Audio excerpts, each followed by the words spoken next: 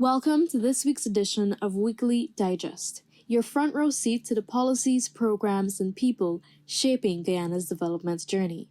Each week, we go beyond the headlines to follow ministers of government as they implement the administration's agenda one step, one story, and one community at a time.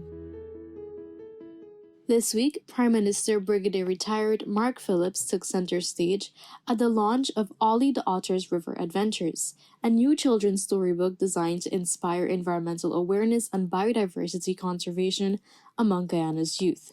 During his remarks, the Prime Minister emphasized the transformative power of storytelling in environmental education, describing it as one of the most powerful tools in education.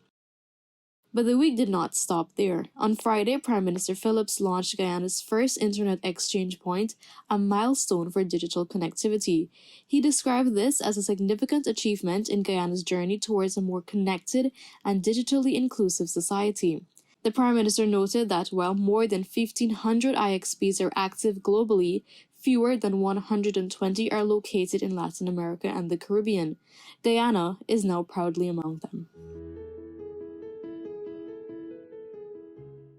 Minister of Public Works Bishop Juan Edgel visited the 1 Mile Nursery and Primary Schools in Linden, Region 10, to oversee the distribution of the Because We Care cash grants. There, he reinforced the government's unwavering commitment to education and financial support for families. Our intervention of lending support to parents to ensure the educating and adequate opportunities to education of our children was not because of an oil bonanza.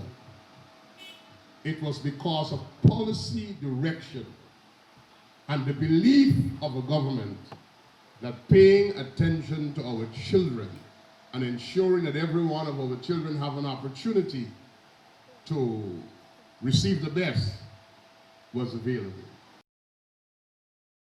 Guyana is gearing up for the 10th National Cleanup Exercise on Saturday, June 7, 2025, a nationwide effort to build a cleaner, greener country.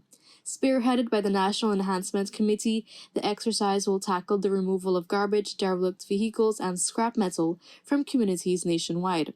In Georgetown, the effort will also focus on upgrading roads to improve safety and urban aesthetics. Minister within the Ministry of Public Works and Chair of the National Enhancement Committee, Deodat Indar, led a high-level planning session on Friday to coordinate mobilization and operational strategies. The Board of Industrial Training, BIT, celebrated its 115th anniversary with a Tri-Skill exhibition and fair on Tuesday at the Arthur Chung Conference Center, Liliendaal. Minister of Labour Joseph Hamilton delivered the feature address, highlighting the growing demand for skilled labour in Guyana's expanding economy. He stressed the need to elevate technical and vocational education and training to the same prominence as academic education.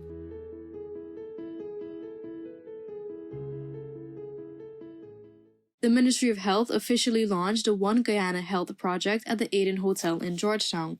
This initiative aims to strengthen Guyana's resilience to health emergencies by recognizing the interconnectedness of human, animal, and environmental health. In the remote mining communities of El Paso and Rykobi, gratitude is shining brighter than gold. Families there are welcoming the Because We Care cash grant. It is a lifeline in these hard-to-reach areas.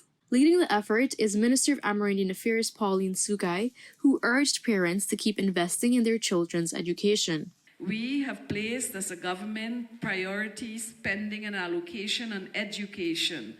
It is one of the biggest portion of our budget.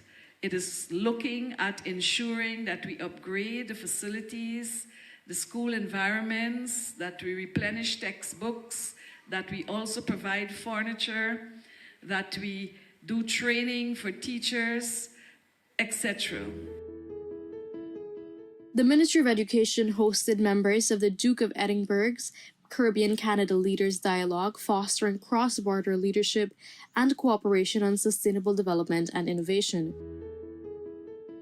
Minister of Human Services and Social Security Dr. Vinder Prasad attended the United Nations Population Fund's Trainer of Trainers workshop focusing on protection from sexual exploitation, abuse, and harassment in the workplace. Later in the week, Dr. Prasad met with residents of the Hindu Society Mandir in Cummins Lodge, addressing concerns from old age pension to childcare and domestic violence. This brings us to the end of this week's edition of the Weekly Digest. For more stories and updates on government initiatives, visit dpi.gov.gy or follow us across our social media platforms. Thank you for joining us, and remember, together we're building a stronger Guyana.